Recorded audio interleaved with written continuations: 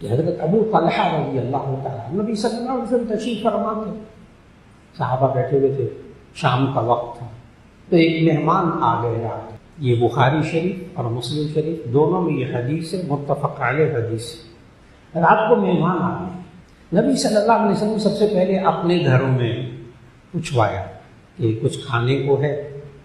تو نبی صلی اللہ علیہ وسلم کے اپنے گھروں سے آیا کہ نہیں اس وقت کھانے کو کچھ نہیں۔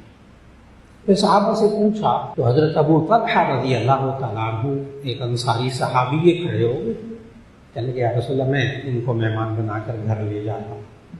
ان کے پاس باغات تھے، ابو طلحہ کے پاس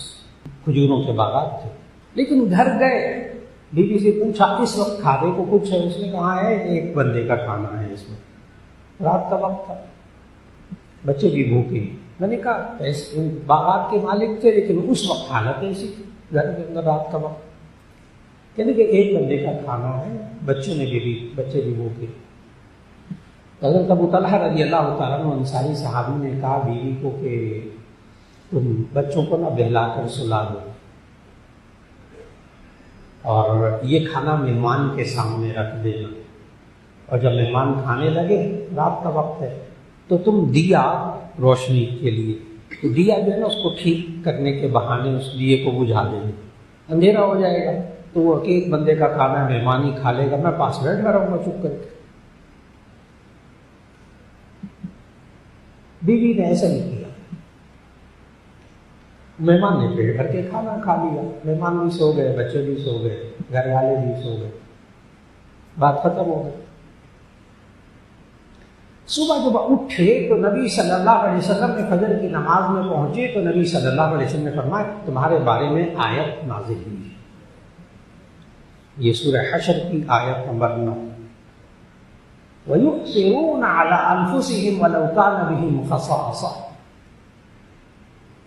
وہ لوگ اپنے آپ پر دوسروں کو ترجیح دیتے ہیں اگرچہ خود مشقت کے حالات میں رہ جائیں۔ یہاں آپ نے انصاری صحابی حضرت ابو طلحہ رضی اللہ تعالیٰ عنہ کے بارے میں تو سمجھا، لیکن آپ ایک اور باریک بات کی طرف ذہن لے جائیے کہ وہ جو گھر میں خاتون تھی نا ان کی بیوی، اس کا بھی ذہن ایثار والا بنا ہوا ہے، اس کا ذہن بھی ایثار والا بنا ہوا ہے، ورنہ شوہر گھر میں مہمان لے کر جائے رات کو، ایک بندے کا کھانا ہو، بچے بھوکے ہوں، عورت کو کہا جائے بس ٹھیک ہے بچوں کو بلا کے سلا دو، مہمان جو ہے نا اس کو کھانا کھلانا، بیوی تو تماشا لگا دے گی، تم بچوں کے حقوق پورے نہیں کرتے،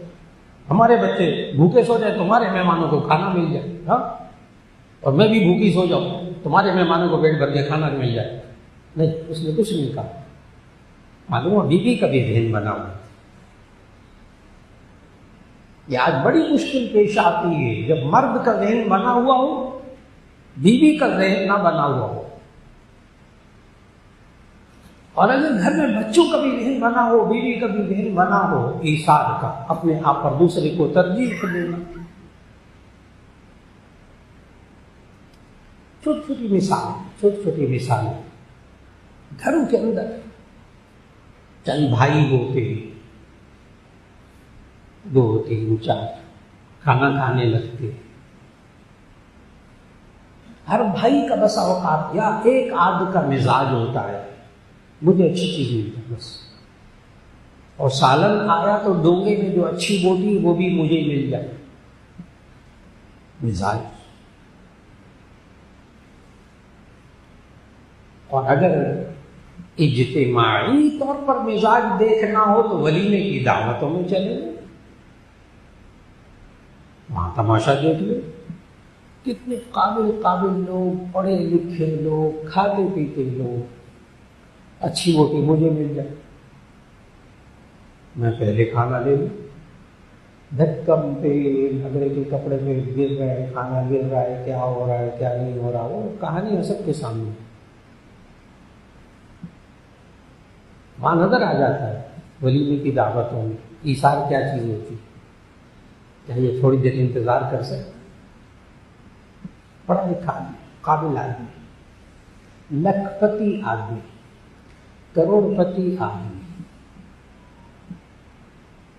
میں نے کہا نا ہمیں تماشا دیکھنے کو ملتا ہے معاشرے، ہر ایک کو ملتا ہے، کیوں ایثار نہیں، اپنی ضرورت دبا کر دوسرے کی ضرورت پوری کر دے۔ گھر کے اندر بیٹھے ہو نا، گھر کا مزاج ہو، کوئی ایک بھائی ہے نا، اس کی چوزراہٹ ہوتی ہے، ذرا وہ غالب ہوتا ہے باقی بھائیوں پر، تو جب ڈونگا آتا ہے نا سالن کا،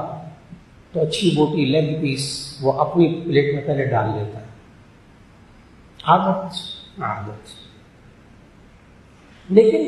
اگر اس کو ایثار پر لایا جائے، ذہن بنایا جائے،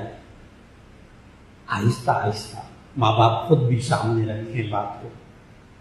تو عادت اس کی بھائی کی یہی تھی کہ اچھی بوٹی خود ڈال لے۔ میں بہت معمولی حقیر مثالیں دے رہا ہوں۔ دسترخوان پر بیٹھ کر اس نے اچھی بوٹی ڈال دی، عادت ہے اس کی، ایک بھائی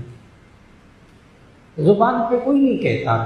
دسترخوان پر بیٹھ کر کوئی نہیں کہتا کیا ہے مصیبت ہے، اچھی بوٹیاں ساری ہر دو سب یہی کھا جاتا ہے، زبان سے تو کوئی نہیں کہتا، لیکن دل میں یہ باتیں آتی ہیں، اس کا کوئی انکار نہیں کر سکتا، اس کا کوئی انکار نہیں کر سکتا۔ عادت پڑی بھی تھی اس بھائی کو، لیکن تربیت ہوتی ہے تو ایک وقت ایسا آتا ہے کہ اس نے ڈونگا لیا، ڈونگا لے کے اچھی سی بوٹی چمچے میں نکالی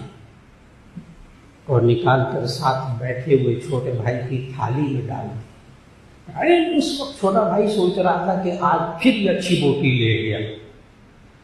لیکن جب اس نے خود اپنے ہاتھ سے چمچے میں بوٹی نکال کر اس کی اچھی بوٹی اس کی بھائی کے پلیٹ میں ڈال دی، اس پر گھڑوں پانی پڑ گیا۔ میں اس بھائی کے بارے میں کیا سوچ رہا تھا، یہ کتنا اچھا ہے،